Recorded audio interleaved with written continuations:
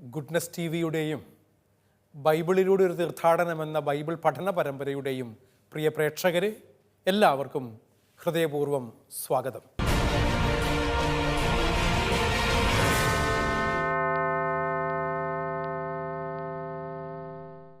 കഴിഞ്ഞ ക്ലാസ്സുകളിൽ യോഹന്നാൻ്റെ സുവിശേഷം 13-ാം അധ്യായത്തിൻ്റെ വചന വ്യാഖ്യാനങ്ങളാണ് നമ്മൾ കണ്ടത്. അവസാന എപ്പിസോഡിൽ വചനവ്യാഖ്യാനങ്ങൾ അവസാനിപ്പിച്ച് 13-ാം അധ്യായത്തിൻ്റെ വചന വിചിന്തനങ്ങളിലേക്ക് നമ്മൾ പ്രവേശിച്ചു കഴിഞ്ഞു. വചന വിചിന്തനങ്ങളുടെ തുടർച്ചയാണ് ഈ പുതിയ എപ്പിസോഡിൽ നമ്മൾ മനസ്സിലാക്കാൻ ശ്രമിക്കുന്നത്.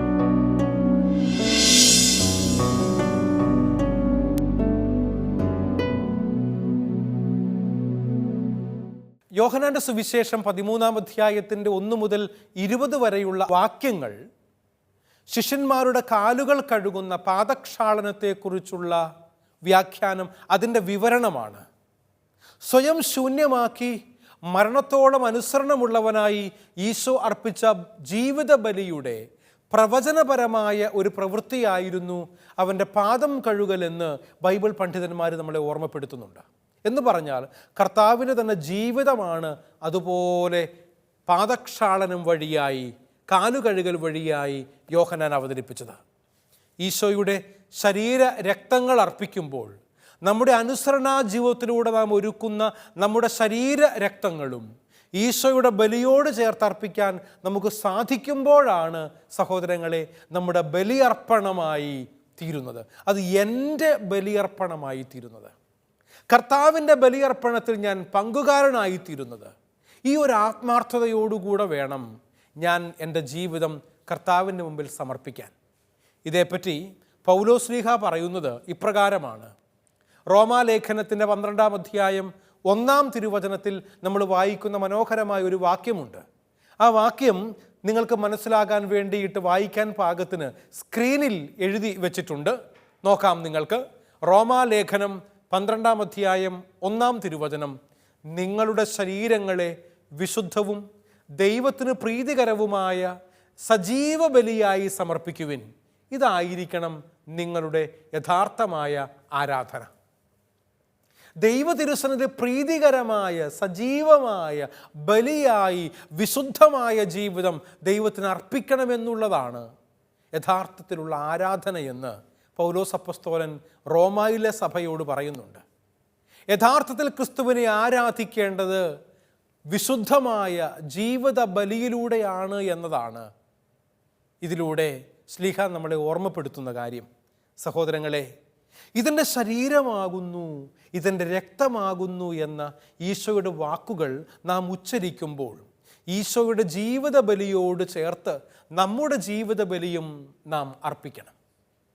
എന്ന് പറഞ്ഞാൽ കർത്താവിൻ്റെ ശരീരത്തെ എൻ്റെ ശരീരവും കർത്താവിൻ്റെ രക്തത്തെ എൻ്റെ രക്തവുമായി ഇതെൻ്റെ ശരീരമെന്ന ബലിയർപ്പകൻ പറയുന്നതല്ലേ. കാർമ്മികൻ വിശുദ്ധ കുർബാനയുടെ സമയത്ത് അപ്പം ഇരിക്കുന്ന പാത്രം കൈകളിലെടുത്തുകൊണ്ട് പറയുന്നത് ഇതെൻ്റെ ശരീരമാകുന്നു എന്ന, ഇത് കർത്താവിൻ്റെ ശരീരമാകുന്നു എന്നല്ല. വീഞ്ഞ് ഒഴിച്ചു വച്ചിരിക്കുന്ന കാസ കൈകളിൽ എടുത്തിട്ട് കാർമ്മികൻ പറയുന്നത് ഇത് എൻ്റെ രക്തമാകുന്നു എന്ന, കർത്താവിൻ്റെ രക്തമാകുന്നു എന്നല്ല. ഇന്നെന്താ അർത്ഥം? ഒരു എക്ലേസിയൽ ഡയമെൻഷൻ ഉണ്ട്. ക്രിസ്തുവിൻ്റെ ശരീരം എൻ്റെ ശരീരവും ക്രിസ്തുവിൻ്റെ രക്തം എൻ്റെ രക്തവുമായിത്തീരുന്ന വിശുദ്ധ ബലിയർപ്പണം. അതെപ്പോഴാണ് സാധിക്കുക? ആർക്കാണും വേണ്ടി ഓക്കാനിക്കുന്നത് പോലെ പറയാറില്ലേ? കടത്ത് കഴിക്കാൻ വേണ്ടിയിട്ട് വിശുദ്ധ കുർബാന അർപ്പിക്കുക എന്നുള്ളതല്ല, മറിച്ച് ഇതെൻ്റെ ജീവിതമാണ്. വൈദിക ജീവിതം ഒരു പ്രൊഫഷൻ അല്ല എന്ന് പറയാറുണ്ട്. ഉദ്യോഗമല്ല ഇത്, മറിച്ച് it's my life. 24 hours round the clock ഞാനൊരു അച്ഛനാണ്. ആരെപ്പോൾ വന്ന് വാതിലിൽ മുട്ടിയിട്ട് അച്ഛാ കുമ്പസാരിക്കണമെന്ന് പറഞ്ഞാലും കുമ്പസാരിപ്പിക്കാൻ, അജപാലനപരമായ ധർമ്മങ്ങൾ, ഉത്തരവാദിത്തങ്ങൾ നിർവഹിക്കാൻ ബാധ്യതയുള്ള ഒരു ഫുൾ ടൈം പ്രീസ്റ്റാണ്. അതാകണം നാം. അപ്രകാരമുള്ള എൻ്റെ ജീവിതധർമ്മം ഞാൻ നിറവേറ്റുമ്പോഴാണ് ഞാൻ ക്രിസ്തുവായിത്തീരുന്നത്. ആൾട്ടർ ക്രിസ്തുസ് എന്ന് അസീസിയിലെ ഫ്രാൻസിസിനെ ജനം വിളിച്ചു തുടങ്ങിയത് എന്തുകൊണ്ടാണ്? അവൻ ക്രിസ്തുവിനെ പോലെ ജീവിക്കാൻ തുടങ്ങി എന്ന കാരണത്താലാണ്. ദ സെക്കൻഡ് ക്രൈസ്റ്റ് എന്നറിയപ്പെടും. സഹോദരങ്ങളെ, എന്നെയും നിങ്ങളെയും നോക്കി ഈ ലോകം വിളിച്ചു പറയേണ്ടത് ഈ അച്ഛൻ മറ്റൊരു ക്രിസ്തുവാണ് എന്ന്. അതിലാവണം എൻ്റെ അഭിമാനം. അതല്ലാതെ എന്തൊക്കെയുണ്ടെന്ന് പറഞ്ഞിട്ട് ഒരു കാര്യവുമില്ല കേട്ടോ. നിനക്ക് പേരുണ്ടാകാം, പ്രശസ്തി ഉണ്ടാകാം, പാണ്ഡിത്യമുണ്ടാകാം, ഡോക്ടറേറ്റ് ഉണ്ടാകാം, വലിയ വലിയ സ്ഥാനമാനങ്ങൾ നിനക്കുണ്ടാകാം. പക്ഷേ നീ ക്രിസ്തുവാകുന്നുണ്ടോ എന്നുള്ളതാണ് അടിസ്ഥാനപരമായ ചോദ്യം. ക്രിസ്തു ആകുക എന്നുള്ളതാണ് പ്രിയ സഹോദര സഹോദരി ക്രിസ്ത്യാനി എന്നതുകൊണ്ട് അർത്ഥമാക്കുന്നത്. അതുകൊണ്ട് വിരോചിതമായ സ്നേഹം ജീവിതത്തിൽ പ്രാവർത്തികമാക്കാനുള്ള വിളിയാണ് ക്രിസ്തു ശിഷ്യന് ലഭിച്ചിരിക്കുന്നത് എന്ന് മനസ്സിലാക്കുക. സാധാരണ രീതിയിലുള്ള മാനുഷിക സ്നേഹം ജീവിതത്തിൽ പ്രാവർത്തികമാക്കാൻ എളുപ്പമാണ്. എന്നാൽ യോഹന്നാന്റെ സുവിശേഷം 13-ാം അധ്യായത്തിലും നമ്മൾ വായിച്ചു കേൾക്കുന്നത് പോലെ വചനം നമ്മളെ ഓർമ്മപ്പെടുത്തുന്നുണ്ട്, ഞാൻ നിങ്ങളെ സ്നേഹിച്ചതുപോലെ നിങ്ങളും പരസ്പരം സ്നേഹിക്കണമെന്ന്. എന്ന് പറഞ്ഞാൽ മാനുഷികമായി ദൈവത്തിൻ്റെ സ്നേഹം പ്രകടമാക്കാനുള്ളൊരു അവസരമാണ്. എന്നാൽ ഈശോയുടെ ആഹ്വാനം അനുസരിച്ച് ജീവിക്കാൻ വീരോചിതമായ സ്നേഹവും സേവനവും എളിമയും ആവശ്യമാണ്. 3 കാര്യങ്ങളാണ്: സ്നേഹം ഉണ്ടാകണം, സേവന മനസ്ഥിതി ഉണ്ടാകണം, എളിമയുണ്ടാകണം. അവർക്ക് മാത്രമേ മറ്റൊരു ക്രിസ്തുവാകാൻ പറ്റുള്ളൂ. ക്രിസ്തുവാകാനുള്ള ഒരുക്കമാണ് ഞാനും നിങ്ങളും സ്വന്തമാക്കേണ്ടത്. ക്രിസ്തുവായി തീരുക എന്നുള്ളതാണ് ഓരോ ബലിയർപ്പണത്തിലൂടെയും കടന്നു വരുമ്പോൾ എൻ്റെ ജീവിതത്തിൽ സംഭവിക്കേണ്ടത്. നാളിതുവരെ 10-21 വർഷങ്ങളായി കർത്താവിൻ്റെ കുർബാന അർപ്പിക്കുന്ന ഒരു വൈദികനായി പട്ടമേറ്റിട്ടുണ്ട്. എത്രയോ വിശുദ്ധ കുർബാനകൾ അർപ്പിച്ചു കഴിഞ്ഞു. എന്നിട്ടും ഞാനൊരു ക്രിസ്തുവായില്ലല്ലോ എന്നുള്ളത് എൻ്റെ മനസ്സിനെ പൊള്ളിക്കണം. ക്രിസ്തുവാകാനുള്ള വിളിയാണിത്. ഇത് മറന്നു പോകുമ്പോഴാണ് ചില ദുശ്ശാഠ്യങ്ങൾക്ക് വേണ്ടി, പ്രാദേശികവാദങ്ങളുടെ പേരിൽ, സ്വാർത്ഥപരമായ ഇഷ്ടങ്ങൾക്ക് വേണ്ടി വിശുദ്ധ കുർബാന അർപ്പണത്തെ പോലും കരുവാക്കി തീർക്കുന്നത്. പാടില്ല കേട്ടോ, തെറ്റാണ്. സഭയുടെ പ്രബോധനങ്ങൾക്കനുസരിച്ച്, സഭാശ്രേഷ്ഠം നൽകുന്ന നിർദ്ദേശങ്ങൾക്കനുസരിച്ച് വിശുദ്ധ കുർബാനയെ അർപ്പിക്കാനും മറ്റൊരു ക്രിസ്തുവാകാനും വേണ്ടി നീ ശ്രമിക്കണം. എനിക്ക് ക്രിസ്തുവിനെ ഇഷ്ടമാണ്, എന്നാൽ സഭയോട് വലിയ താല്പര്യമില്ല. ചിലരൊക്കെ പറയാറുണ്ട് അങ്ങനെ.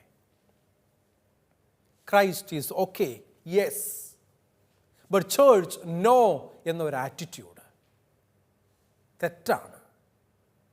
കാരണം ക്രിസ്തുവില്ലാതെ സഭയില്ല, സഭയില്ലാതെ ക്രിസ്തുവില്ല. ഇത് പരസ്പര പൂരകങ്ങളാണ്. നിനക്ക് ക്രിസ്തുവിനെ ഇഷ്ടമാണെങ്കിൽ നീ സഭയോട് ചേർന്ന് നിന്നേ പറ്റൂ. അതല്ലെങ്കിൽ നിനക്ക് ക്രിസ്തുവിനെ സ്നേഹിക്കുക സാധ്യമല്ല. പ്രിയപ്പെട്ടവരെ, അതുകൊണ്ട് ജീവിതം പോലും ബലി കഴിക്കേണ്ടി വന്നേക്കാം എന്ന സാഹചര്യത്തിലും സ്നേഹിതർക്കു വേണ്ടി ജീവൻ അർപ്പിക്കുന്നതിനേക്കാൾ വലിയ സ്നേഹമില്ല എന്ന് യോഹന്നാൻ 15-ാം അധ്യായത്തിൻ്റെ 13-ാം വാക്യത്തിലൂടെ നമ്മളെ ഓർമ്മപ്പെടുത്തുന്നുണ്ടല്ലോ. കർത്താവ് പഠിപ്പിക്കുക മാത്രമല്ല, കുരിശുമരണത്തിലൂടെ വീരോചിതമായി ആ സ്നേഹം വെളിപ്പെടുത്തുകയും ചെയ്തു. അവൻ ജീവിച്ചു എന്നുള്ളതാണ് പ്രധാനം. അതുകൊണ്ട് ഇന്ന് പരിശുദ്ധ കുർബാനയിലൂടെ ദൈവസ്നേഹത്തിൻ്റെ ഈ ക്ഷണം ആവർത്തിക്കപ്പെടുകയാണ്.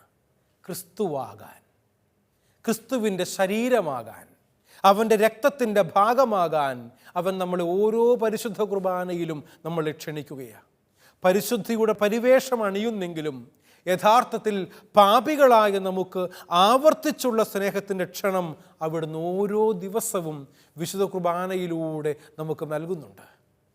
ഈ സ്നേഹം അനുഭവിച്ചറിയാനും അവനോട് ചേർന്നിരിക്കാനും ഞാനും നിങ്ങളും പരിശ്രമിക്കുമ്പോഴാണ് പാദക്ഷാളനത്തിൻ്റെ അർത്ഥം നമ്മുടെ ജീവിതങ്ങളിൽ പൂർണ്ണമാകുന്നത് എന്ന് മനസ്സിലാക്കുക. അപ്രകാരമുള്ള ഒരു ജീവിത രീതിയിലേക്കാണ് സഹോദരങ്ങളെ ഞാനും നിങ്ങളും വളരേണ്ടത്, ഉയരേണ്ടത്. നിലത്തു വീണഴിയുമ്പോൾ ഫലം പുറപ്പെടുവിക്കുന്ന ഗോതമ്പ് മണി പോലെ ശിഷ്യന്മാരുടെ പാദങ്ങളിൽ ഇരിക്കുമ്പോൾ മഹത്വീകരണത്തിലേക്ക് ഉയർപ്പിക്കപ്പെടുന്ന ക്രിസ്തുവായി തീരാനുള്ള വിളി. ഇതാണ് പാദക്ഷാളനമെന്ന കർത്താവിൻ്റെ മാതൃക എനിക്കും നിങ്ങൾക്ക് നൽകുന്നത്. ഇത് കേവലം ഒരു ബൈബിൾ മാതൃക മാത്രമാക്കി വിശുദ്ധമായി കാത്തു സൂക്ഷിക്കാനുള്ളതല്ല, മറിച്ച് ജീവിക്കാനുള്ളതാണ് എന്ന് നമ്മൾ തിരിച്ചറിയേണ്ടിയിരിക്കുന്നു. ജീവിത മാതൃകയാണ് യേശു കർത്താവ് 4-ാം സുവിശേഷത്തിലൂടെ പാദങ്ങൾ കഴുകുന്ന കർത്താവിനെ കാണിച്ചുകൊണ്ട് നമുക്ക് നൽകുന്നത്. നമ്മൾ ആദ്യ ഭാഗം അവസാനിപ്പിച്ച് യോഹന്നാൻ്റെ സുവിശേഷം 13-ാം അധ്യായത്തിൻ്റെ 21 മുതൽ 30 വരെയുള്ള വചനങ്ങൾ സ്ക്രീനിൽ നിങ്ങൾക്ക് കാണാൻ സാധിക്കും. ആ വചനങ്ങളുടെ വിചിന്തനത്തിലേക്ക് കടക്കുകയാണ്. ഇതാണ് അതിൻ്റെ 2-ാം ഭാഗം. യൂദാസ്കറിയോത്ത തന്നെ ഒറ്റിക്കൊടുക്കുമെന്ന് കർത്താവ് ശിഷ്യന്മാരോട് പറഞ്ഞു പഠിപ്പിക്കുന്ന അന്ത്യ അത്താഴത്തിൻ്റെ വേളയാണിത്. 21 മുതൽ 30 വരെയുള്ള വചനങ്ങൾ. പ്രിയപ്പെട്ടവരെ, ഈശോ തൻ്റെ സ്നേഹം ശിഷ്യരുമായി പങ്കുവയ്ക്കുന്നതിൻ്റെ മറ്റൊരു രംഗമാണ് അപ്പം മുറിച്ച് ശിഷ്യന്മാർക്ക് കൊടുക്കുന്നത്.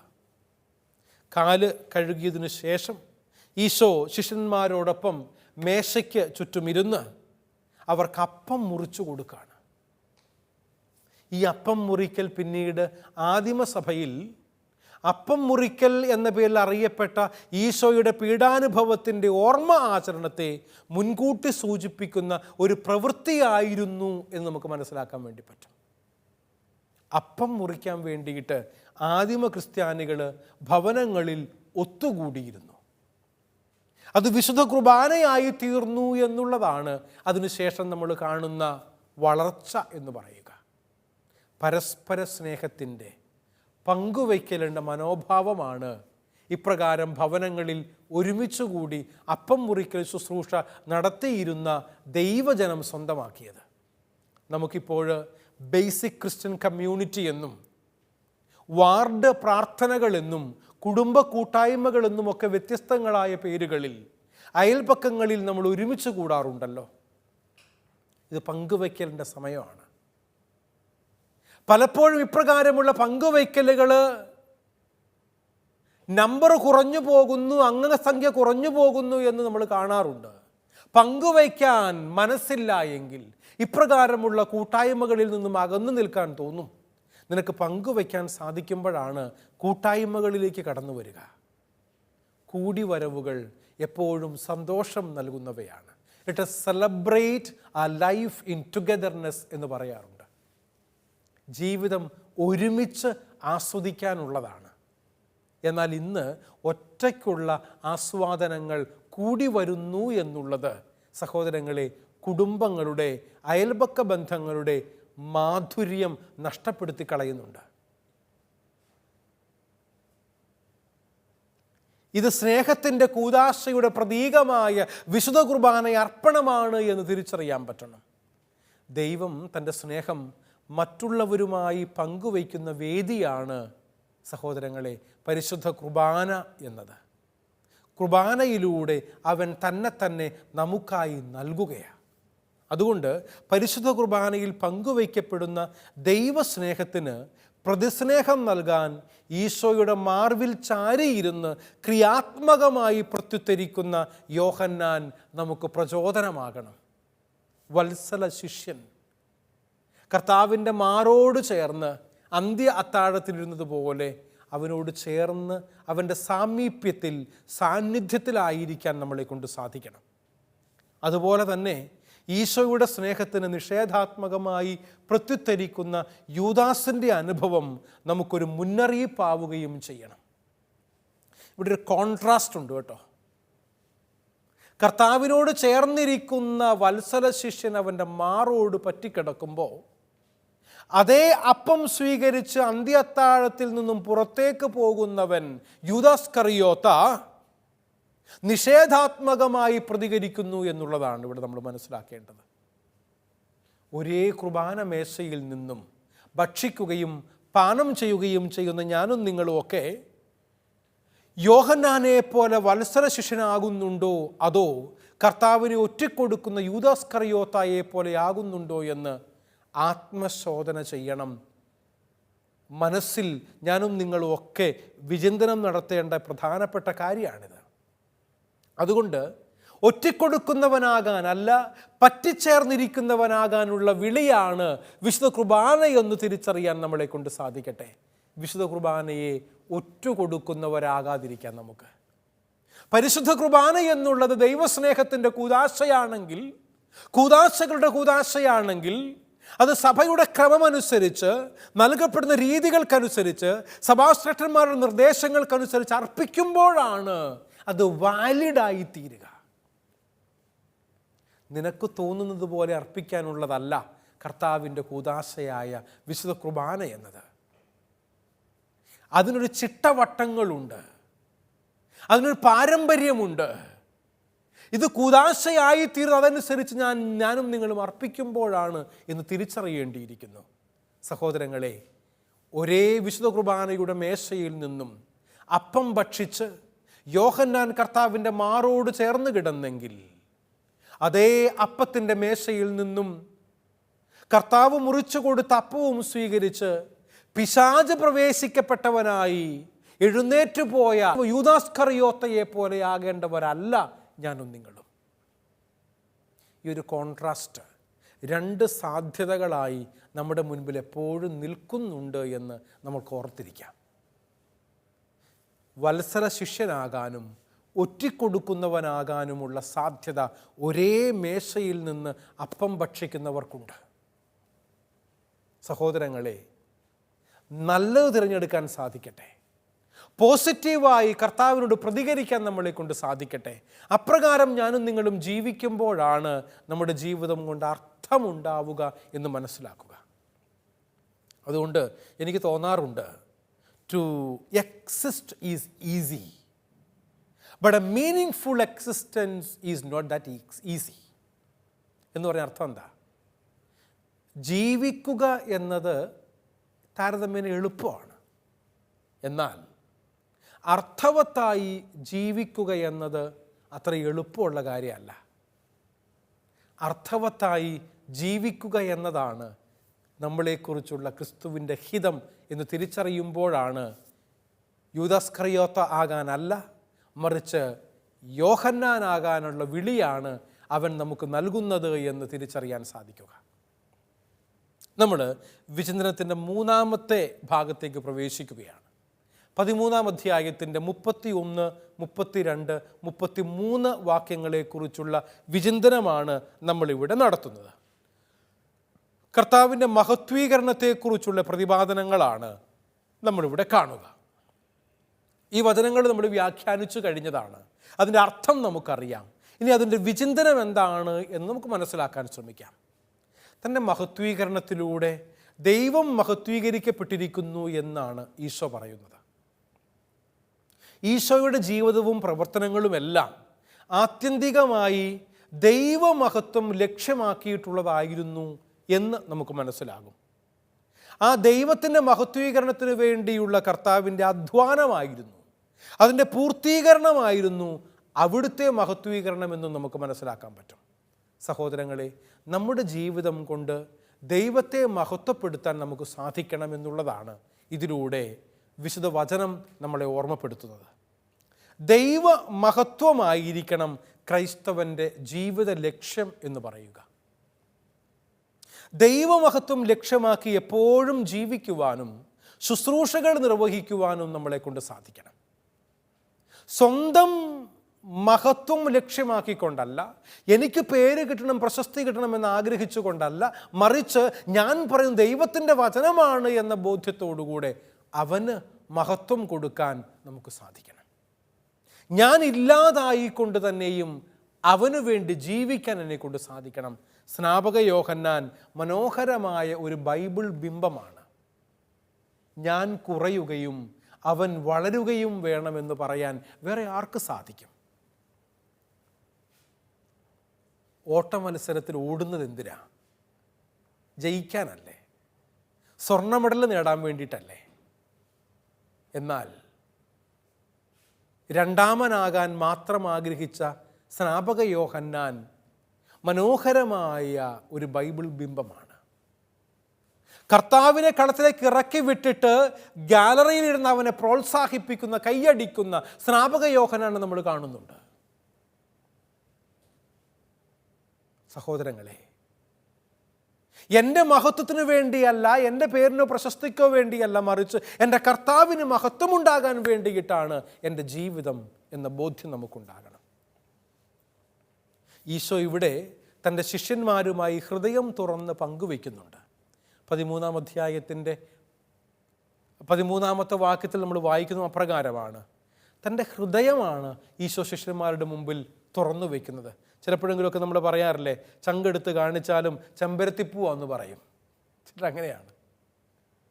വിശ്വസിപ്പിക്കാൻ വലിയ പാടാ. എന്നാൽ കർത്താവ് തന്നെ പൂർണ്ണമായി നൽകുക, ഹൃദയം തുറന്ന് പങ്കുവെക്കുക, ഹൃദയ വായ്പോടുകൂടെ സംവദിക്കാൻ വേണ്ടി പറ്റുക.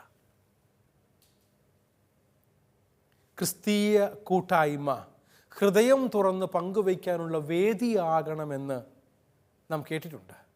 നമ്മുടെ ഫ്രാൻസിസ് മാർപ്പാപ്പ സിനഡാലിറ്റിയെക്കുറിച്ചുള്ള സിനഡ് നടത്തുകയാണ്. നിങ്ങൾക്കറിയാം, സിനഡാലിറ്റിയെക്കുറിച്ചുള്ള സിനഡ് എന്ന് പറഞ്ഞാൽ ഒരുമിച്ച് നടക്കലിൻ്റെ, കൂട്ടായ്മയുടെ വലിയൊരു പാഠമാണ് ഫ്രാൻസിസ് മാർപ്പാപ്പയുടെ സിനഡാലിറ്റിയെക്കുറിച്ചുള്ള സിനഡ് മുൻപോട്ട് വയ്ക്കുന്ന പ്രമേയം എന്ന് പറയുക. ഒരുമിച്ചുള്ള നടക്കൽ, ഒരു ഹൈറാർക്കിക്കൽ സ്ട്രക്ചർ സഭയ്ക്കുണ്ട് എന്നുള്ളത് നമുക്കറിയാം. അതൊരു പിരമിഡിക്കൽ സ്ട്രക്ചർ പോലെ ആകണമെന്നൊരു നിർബന്ധമില്ല. ശുശ്രൂഷകൾക്ക് വേണ്ടി വ്യത്യസ്തങ്ങളായ ദാനങ്ങൾ സ്വീകരിച്ചവരാണ് ഞാനും നിങ്ങളൊക്കെ. അതുകൊണ്ട് വ്യത്യസ്തങ്ങളായ ശ്രേണികളിലായിരിക്കും നമ്മുടെ ശുശ്രൂഷകൾ എന്ന് മാത്രമേ ഉള്ളൂ. പക്ഷേ ഞാനും നിങ്ങളും ആരാധിക്കുന്ന ഒരേ ദൈവത്തെയാണെങ്കിൽ, ആ ദൈവത്തോട് ചേർന്ന സഹോദരങ്ങളായി ജീവിക്കുന്നവരാണ് ഞാനും നിങ്ങളുമെങ്കിൽ, ആ കൂട്ടായ്മയിലേക്ക് കടന്നു വരാൻ, ഒരുമിച്ച് സ്നേഹം പങ്കുവയ്ക്കാൻ നമ്മളെ കൊണ്ട് സാധിക്കണമെന്നുള്ള ഓർമ്മപ്പെടുത്തലാണ് അവൻ നമുക്കായി നൽകുന്നത്. അതുകൊണ്ട് തന്നെയും ജീവിത അനുഭവങ്ങൾ പങ്കുവയ്ക്കുമ്പോൾ അത് ദൈവ പരിപാലനയിലുള്ള വിശ്വാസത്തിൻ്റെ വെളിച്ചത്തിലും ദൈവസ്നേഹത്തിൻ്റെ കൂട്ടായ്മയിലുമായിരിക്കണമെന്ന് ഈശോ നമ്മെ പഠിപ്പിക്കുന്നുണ്ട്. ഹൃദയം തുറന്ന് സംവദിക്കാൻ സാധിക്കുക, മറ്റൊരാളെ നോക്കി ഹൃദ്യമായി ഒന്ന് പുഞ്ചിരിക്കാൻ നിന്നെക്കൊണ്ട് സാധിക്കുമെങ്കിൽ അത് അവരന് കൊടുക്കുന്ന നല്ല സമ്മാനമായിരിക്കും എന്ന് മനസ്സിലാക്കുക. സേവനം ആരംഭിക്കുന്നത് ഒരു പുഞ്ചിരിയിലാണ് എന്ന കൽക്കത്തായിലെ വിശുദ്ധ ത്രേസ്യായുടെ, മദർ തെരേസ എന്ന് നമ്മൾ വിളിക്കുന്ന അമ്മയുടെ മനോഹരങ്ങളായ വാക്യമാണ്. സേവനം ആരംഭിക്കുന്നത് ഹൃദ്യമായ ഒരു പുഞ്ചിരിയിലാണ്.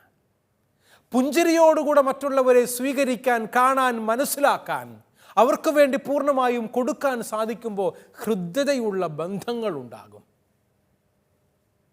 എന്താ നിനക്ക് ഹൃദ്യമായി പുഞ്ചിരിക്കാൻ സാധിക്കാത്തത്?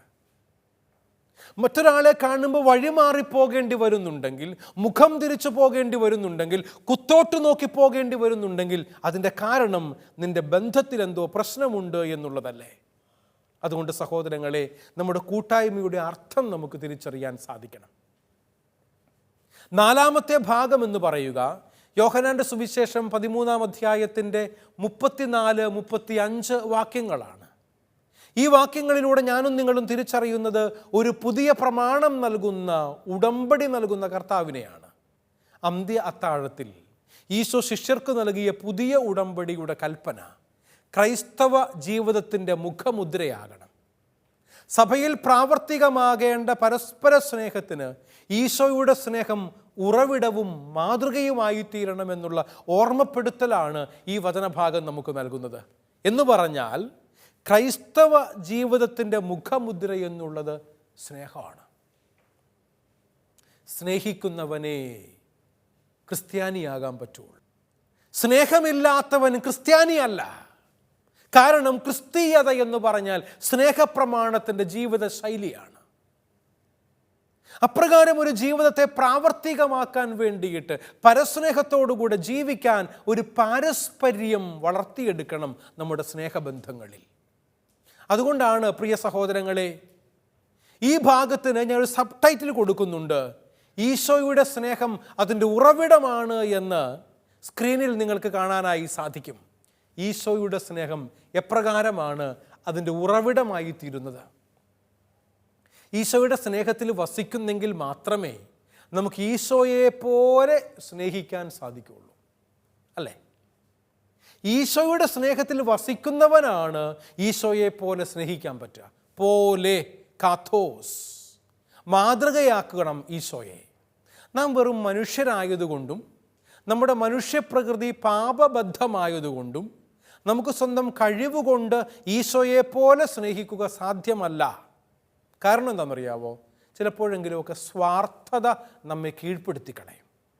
എന്നാൽ ആ സ്വാർത്ഥതയിൽ ജീവിക്കേണ്ടവരല്ല ഞാനും നിങ്ങളുമെന്നും അവനോട് ചേർന്നിരിക്കേണ്ടവരാണ് എന്നുമുള്ള ബോധ്യത്തിലേക്ക് നമ്മളെ വളർത്തുമ്പോഴാണ് ഈ ദൈവസ്നേഹത്തിൻ്റെ ഉറവിടമായ കർത്താവിനെ സ്വന്തമാക്കാൻ സഹോദരങ്ങളെ നമുക്ക് സാധിക്കുകയുള്ളൂ എന്ന് മനസ്സിലാക്കുക. അതുകൊണ്ട് തന്നെയും അവൻ്റെ ജീവിത മാതൃക സ്വന്തമാക്കുന്ന വ്യക്തികളായി ഞാനും നിങ്ങളും മാറുമ്പോഴാണ് ദൈവസ്നേഹത്തിൻ്റെ പ്രവാചകരും പ്രചാരകരുമായി ഞാനും നിങ്ങളും മാറുന്നത്. ഈ ദൈവികമായ സ്നേഹം പുതിയ പ്രമാണമായി കർത്താവ് നൽകുമ്പോൾ സ്വീകരിക്കാം. പരസ്പരം സ്നേഹിക്കാൻ ക്രിസ്തുവിൻ്റെ ശിഷ്യരാകാം. ഇതാവട്ടെ നമ്മുടെ ജീവിത വിളി. നന്ദി, നമസ്കാരം.